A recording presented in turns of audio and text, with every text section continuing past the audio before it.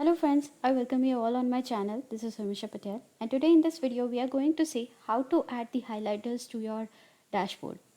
Here this breast cancer survival analysis is based on the status where it's a breast cancer diagnosis or death.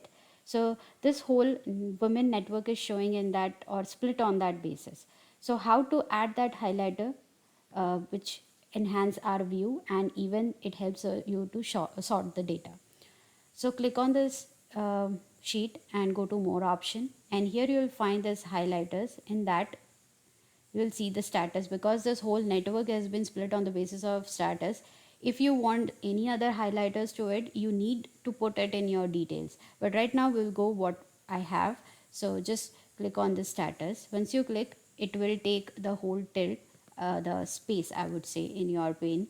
So again go to this more option and make it floating. Once you use it, remove the extra space that it hold, and now adjust the highlighter status.